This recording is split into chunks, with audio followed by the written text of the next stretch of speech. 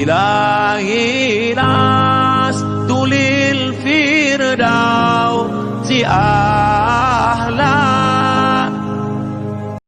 أعوذ بالله من الشيطان الرجيم وَنُنَزِّلُ مِنَ الْقُرْآنِ مَا هُوَ شِفَاء. Kami turunkan Al-Quran itu sebagai syifa. Syifa artinya obat. Obat dua. Pertama, obat batin. Obat batin syirik. Menyembah selain Allah. Setelah datang Al-Quran, syiriknya sehat, dia menjadi tauhid. Karena dalam Quran ada obatnya, fa'lam annahu la ilaha illallah.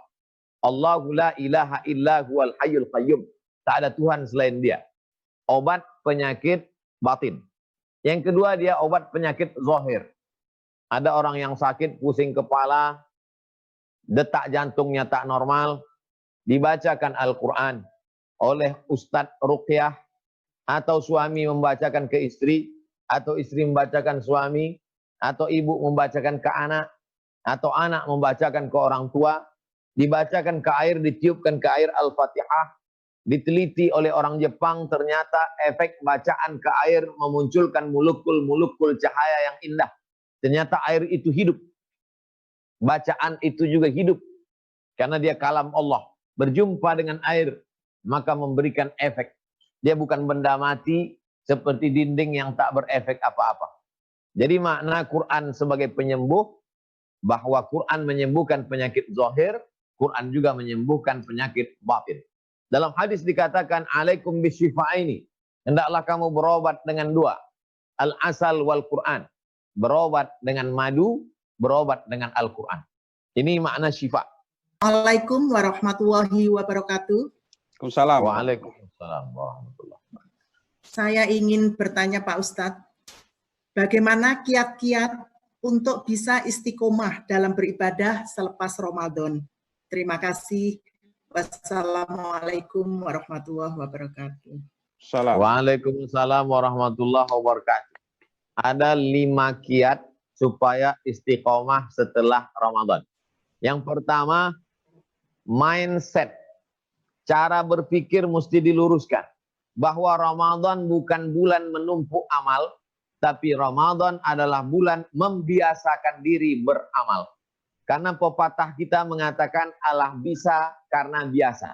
Terbiasa bangun malam, terbiasa tahan lapar, terbiasa tahan marah, terbiasa tahan lidah, terbiasa khatam Quran, terbiasa tarawih, terbiasa witir, terbiasa solawat, terbiasa istighfar. Ramadan bukan bulan numpuk amal, tapi bulan membiasakan diri beramal. Ini yang pertama. Yang kedua, luruskan mindset pikiran bahwa Allah yang kita sembah di bulan Ramadan, Allah yang sama kita sembah di bulan Syawal, Allah itu juga yang kita sembah di bulan Zulqa'dah. Itu juga yang nanti kita sembah di bulan Zulhijjah. Bukan Tuhan yang berbeda. Oleh sebab itu perlakuan kita terhadap ibadah ini juga sama. Yang ketiga, sering-sering melihat orang sakit. Iza maridha fa'udhu. Pergi ke rumah sakit, Ustadz Somad ada jamaah mohon doa. Saya datang. Melihat yang lumpuh, melihat di ruang ICU, melihat yang cuci darah. Di situ kita membangkitkan semangat kita untuk beramal.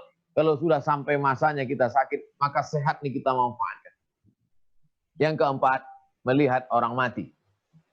Kemarin guru meninggal dunia, jaraknya dari kota Pekanbaru 180 km. Malam itu juga saya datang. Sampai di sana jam 2 malam, buka tutup wajah jenazah, cium. Mencium jenazah itu mendatangkan efek yang luar biasa ke jiwa kita. Betapa jenazah itu dingin, macam es batu. Tak ada lagi hangat badannya. Lalu ingat kita pada mati. Syukur-syukur bisa ikut sholat jenazah. Syukur-syukur bisa ikut masuk. Syukur-syukur kalau ada keluarga dekat, ayah, ibu, kita yang meletakkannya. Meletakkan jenazah ke tanah, memiringkan, menempelkan hidung jenazah ke tanah. Itu jenazah, kalau kita menanam jenazah, itu hidungnya kita tempelkan ke tanah. Di belakang ini mesti dipasang tanah bulat-bulat, supaya jenazahnya miring ke arah kiblat. Dianjurkan, disunahkan menempelkan wajah jenazah ke tanah. maka itu memberikan efek yang luar biasa. Menyadarkan diri kita. Kita di dalam masih ada bangkit lagi ke atas. Mereka di dalam ditimbun, kita pergi. Jenazah mendengar suara gesekan sendal, kita pergi. Bayangkan kalau kita yang di dalam ditimbun, ditutup, mendengar suara gesekan sendal orang pulang.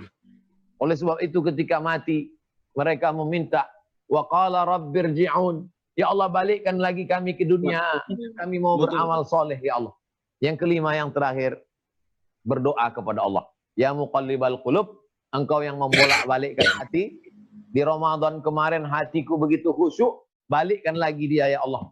Ya muqallibal qulub, engkau yang mengarahkan hati, arahkan hatiku. Sabbit qalbi, kokohkan hatiku. Tambatkan hatiku ala dinik, dalam agamamu. Wa ala ta'atik, dalam ketaatan kepada.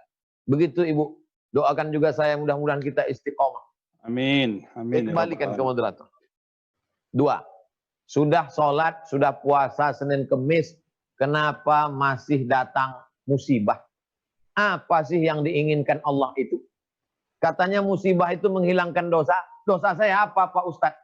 Jangan lupa sisi musibah satu lagi. Untuk apa Allah turunkan musibah itu? Sebab Allah mau mengangkat derajat.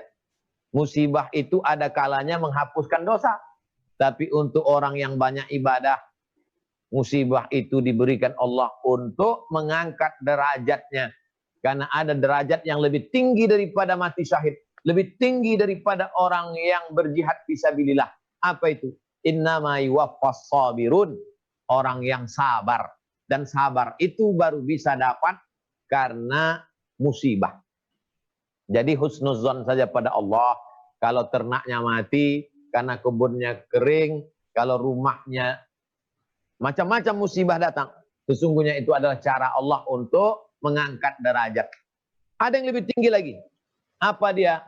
Orang yang masuk surga belum tentu dapat ridha Allah. Tapi ada orang yang dapat ridha Allah pasti masuk surga. Siapa yang dapat ridha Allah? Orang yang dapat ridha Allah adalah orang yang ridha menerima ketetapan Allah Subhanahu wa taala. Dan itu hanya diperoleh oleh orang-orang yang diuji dengan musibah. Ma asaba min musibatin fil ardi, segala musibah yang terjadi di atas muka bumi. Wala fi anfusikum, musibah yang terjadi pada dirimu. Illa fi kitabin, itu sudah tertulis dalam kitab Lauhul Mahfuz min qabli an nabra'aha. Sebelum diwujudkan di alam nyata, Allah sudah memberikan ketetapan itu. Wa basyiris sabirin, berikan kabar gembira pada orang-orang yang sabar menerima takdir Allah. Alladzina idza asabathum musibah, ketika mereka terkena musibah, qalu, mereka berkata, inna lillah wa inna ilaihi raji'un. Ini datang dari Allah dan kembali kepada Allah. Ini milik Allah, diambil Allah. Aku tak ada daya, tak ada apa-apa. Serahkan pada Allah. Bagaimana hukumnya bagi orang yang rajin membaca Al-Quran, apalagi dalam bulan suci Ramadan, bahkan di luar Ramadan pun sering ikut outbreak, tapi jarang membaca arti atau terjemahnya. Yang pertama. Yang kedua, fitrahnya Al-Quran itu adalah pedoman bagi orang Muslim yang beriman dalam memimpin suatu organisasi atau negara. Tapi dalam kenyataannya Pak Ustadz, sekarang ini kita lihat mengaku Islam dan memimpin negara atau organisasi, akan tetapi sering kita terkesan melihat mereka itu menzalimi rakyat atau anggota atau organisasinya sendiri. Nah, pertanyaannya, apakah pendapat Pak Ustadz melihat kenyataan ini? Utamanya itu kita lihat juga negara Kesatuan Republik Indonesia yang sekarang sedang terusik ketenangannya. Mungkin itu Pak Ustadz pertanyaannya. Mohon penjelasan. Assalamualaikum warahmatullahi wabarakatuh. Waalaikumsalam warahmatullahi wabarakatuh. Berinteraksi dengan Al-Quran ini ada 5 level. Level yang pertama, mendengar saja. Jadi kalau ada orang mengatakan, Pak Ustadz, saya baca Quran, tapi nggak tahu artinya. Kata Ustadz penceramah di masjid, siapa baca Quran nggak tahu artinya, nggak dapat pahala. Akhirnya sejak itu saya malah nggak buka Quran sama sekali. Ini kan bahaya. Maka berinteraksi dengan Quran itu ada 5 level. Yang pertama, level paling bawah, dengar. Belum baca, dengar saja dulu. Apakah dengar bacaan Quran, dengar MP3? Dari rumah ke kantor, dari rumah ke tempat kerja, cuma dengar MP3 saja. Idza quri'al Quran, kalau ada orang baca Quran, fastami'u lahu, dengar baik-baik, wa ansitu, diam la'allakum turhamun. Level paling bawah, dengar. Setelah mulai dengar, baru kemudian baca. Baru belajar baca. A'udzu billahi minasy syaithanir rajim. Bismillahirrahmanirrahim. Iqra bismi rabbikal ladzi khalaq. Khalaqal insana min 'alaq. Iqra wa rabbukal akram. Alladzi 'allama bil qalam. 'Allamal insana ma lam ya'lam. Baca saja, nggak usah lihat terjemahnya. Ini level kedua. Level ketiga, mulai melihat terjemah. Iqra, bacalah. Bismi, dengan nama. Rabbik, Tuhanmu. Allazi, yang khalaq, menciptakan. Level ketiga, mulai pahami maknanya. Beli Quran yang terjemah, potong-potong. Level keempat, mulai amalkan dalam kehidupan. Aku sudah baca Iqra, kenapa aku nggak baca? Padahal ayat yang pertama turun, bacalah. Yang mengamalkannya justru orang bule, orang barat. Mereka kalau nunggu pesawat, delay, mereka semuanya baca. Mereka sampai di pesawat, baca lagi. Turun dari pesawat, nunggu koper, baca lagi. Kenapa aku sebagai orang muslim tidak membaca? Mengamalkan. Yang kelima, ajarkan. Buat video pendek. Assalamualaikum warahmatullahi wabarakatuh. Saudaraku dimanapun berada. Mengapa kita tidak membaca? Bukankah Al-Quran pertama kali ayatnya turun kepada Nabi Muhammad SAW membaca? Mari kita membaca. Mari kita amalkan. Mari kita ajarkan. Puncaknya nomor 5. Khairukum. Orang yang paling baik di antara kamu. Man ta'allamal Quran. Orang yang belajar Al-Quran. Wa'allamahu, dan mengamalkan Quran. Setelah saya sebutkan 5 level tadi. Mari kita ukur diri kita masing-masing. Mungkin ada di antara Bapak Ibu yang levelnya baru hanya mendengar. Nggak salah. Dengar Quran nggak salah. Tapi seumur hidup cuma dengar Quran, masalah. Mungkin ada di antara Bapak Ibu yang levelnya baru level 2. Baru baca saja. Nggak salah baca. Jangan salahkan orang baca Quran. Kamu baca Quran nggak tahu artinya, nggak ada pahalanya. Jangan. Tapi dia baru level 2. Naik ke level 3, level 4, level 5. Ini tentang interaksi dengan Quran. Assalamualaikum. Waalaikumsalam. Muhammad, sangat senang sekali kami bisa berjumpa. Mulai dulu kami hanya dengar suaranya, tapi kali ini kita bisa langsung menyampaikan pertanyaan. Langsung aja, Ustaz. Pada dasarnya semua manusia ingin hidup secara Al-Quran, bersahabat dengan Al-Quran. Tetapi di dalam kehidupan kita ini sering banyak hambatan-hambatan, yang mana yang intinya ini apa yang kita lakukan di dalam kehidupan sehari-hari ini banyak menyimpang dalam Al-Quran. Termasuk kita sering tergolong orang-orang munafik, Ustadz. Mohon petunjuk agar dapatnya kita bisa istiqomah terhadap Al-Quran, khususnya dalam kehidupan Al-Quran. Yang kedua, Ustadz, secerdas-cerdasnya manusia itu adalah menyiapkan kematian. Mohon petunjuk, ya, apa yang terbaik untuk menyiapkan kematian itu, Ustadz. Terima kasih. Wassalamualaikum warahmatullahi wabarakatuh. Waalaikumsalam warahmatullahi wabarakatuh. Al-Kayyisu, orang yang cerdas, bukan orang yang IP-nya 4. Al-Kayyisu, orang yang cerdas, bukan orang yang profesor, doktor, PhD. Bukan. Al-Kayyisu, kata Nabi, orang yang cerdas, 2 sifatnya. Mandana nafsahu, mampu melawan, menekan hawa nafsu, wa amila lima ba'dal maut. Dan amalnya itu selalu berefek untuk setelah mati. Jadi pertama tekan hawa nafsu dulu. Tekan nafsu popularitas. Tekan nafsu syahwat seksual. Tekan nafsu makan. Tekan nafsu politik. Tekan nafsu. Setelah mampu menekan hawa nafsu yang digembleng selama 1 bulan Ramadan, ditambah lagi 6 hari di bulan Syawal, dilanjutkan puasa Ayyamul Bait 3 hari, dilanjutkan puasa Senin Kamis, dilanjutkan puasa Nabi Daud. Setelah mampu menekan, mengenal hawa nafsu, ditekan, wa amila lima ba'dal maut. Kalau dia beramal, amalnya berlanjut setelah mati. Jadi dia boleh menjadi pegawai notaris, pencatat akta tanah, aktif setiap pagi, petang, siang, malam. Tapi dia berpikir setelah mati. Uang yang terkumpul untuk beli tanah wakaf, bangun masjid. Uang yang terkumpul untuk buka sekolah tahfiz Quran. Uang yang terkumpul untuk menyekolahkan anak yatim. Dia selalu berpikirnya, apa yang akan aku bawa setelah mati. Kalau beli baju bisa 5, beli 2 saja. Yang 3 beli antar ke panti jompo. Kalau dia makan siang budgetnya 100.000, dia beli saja nasi 15.000. Yang 85 belikan juga transfer ke anak yatim di panti. Dia berpikir selalu 5 ba'dal maut. Kalau dia mampu beli mobil harga 500 juta, maka dia beli yang 300. Karena dia mau keluar kota jauh, kuat. Yang 200 dia pakaikan untuk pembebasan tanah pondok pesantren. Dia selalu berpikir 5 ba'dal maut. Kira-kira setelah aku mati mengalir atau enggak? Kalau enggak ngalir, enggak usah. Kalau bisa mengalir, lanjutkan. Oleh sebab itu standar orang cerdas menurut hadis Nabi Shallallahu Alaihi Wasallam. Lalu kemudian bagaimana supaya kita ini tidak munafik? Kalau lain di mulut, lain di hati, munafik. Oleh sebab itu kita senantiasa sejalan apa yang ada di hati, apa yang ada di mulut, maka kita laksanakan. Orang yang munafik itu innal munafiqin.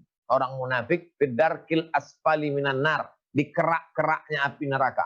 Sifatnya 3. Idza haddatsa kadzaba, kalau bicara bohong, wa idza wa'ada akhlafa, kalau janji ingkar, wa idza tumina khana, kalau diberi amanah berkhianat. Saya mohon kepada seluruh jamaah petang ini, doakan saya. Maghrib nanti doakan saya. Selipkan doa dalam doa maghrib nanti. Selamatkan Ustadz Somad dari munafik dan Amin. matikan Ustadz Somad dalam husnul khatimah. Amin. Karena doa dari jamaah luar biasa.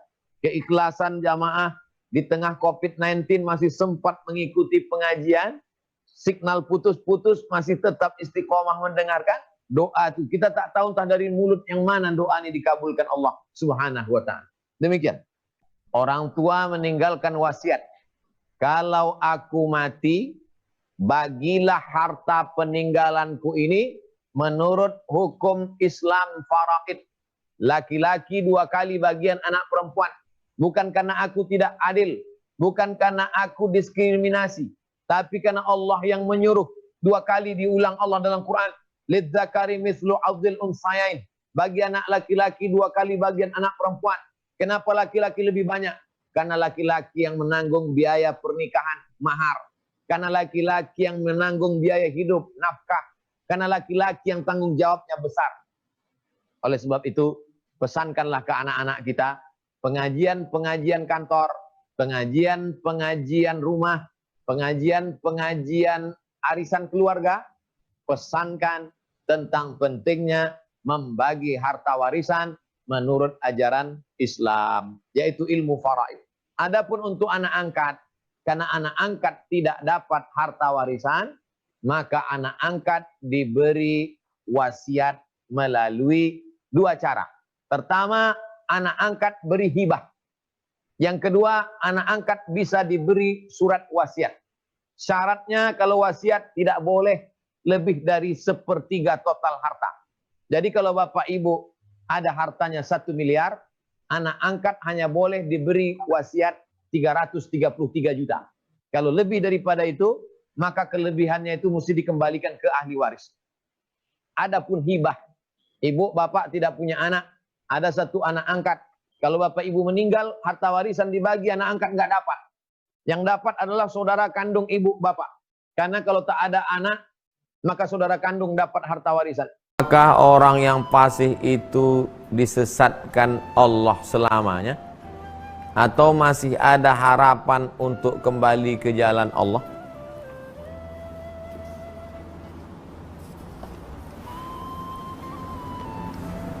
Apakah orang fasik itu disesatkan Allah untuk selamanya? Atau ada harapan bisa diluruskan Allah lagi? Mana dalil orang fasik itu disesatkan Allah? Wa ma yudhillu bihi illal fasiqin. Tidaklah yang disesatkan Allah itu kecuali orang yang fasik. Orang fasik itu adalah orang yang sudah tahu bahwa dia salah, tapi dia teruskan juga. Maka disesatkan Allah sekalian. Sampai ke Rantau Berangin. Ini jembatan. Rantau Berangin, belok kanan Rokan Hulu, belok kiri PLTA Koto Panjang. Saya mau ceramah ke Islamic Center Pasir Pengarayan Rokan Hulu. Mau jamaah ikut? Ikut Pak Ustadz. Ya.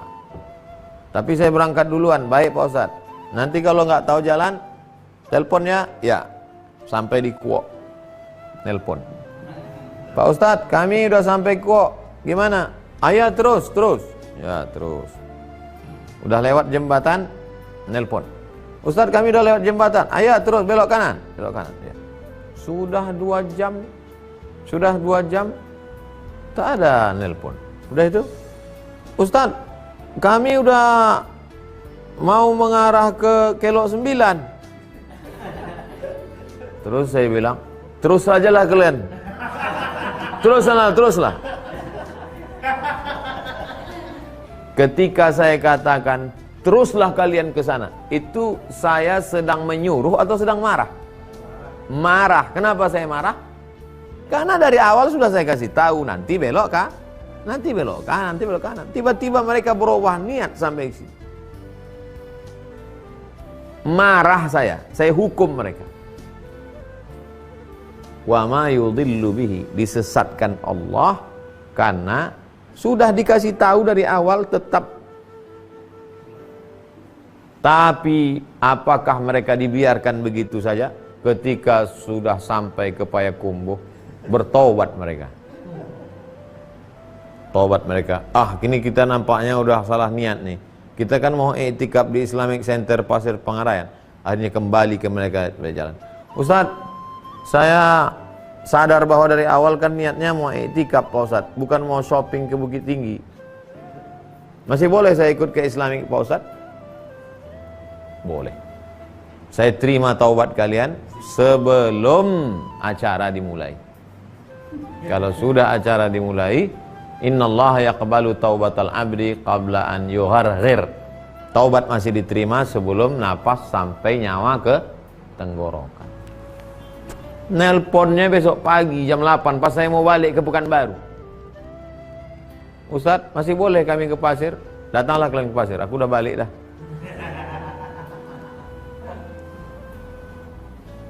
Begitu perumpamaan ilustrasinya. Jadi bukan asal aja Allah menyesatkan, tak ada angin, tak ada hujan, ujuk-ujuk disesatkan Allah. Ini ayat mesti dipahami dengan baik. Siapakah yang disesatkan Allah?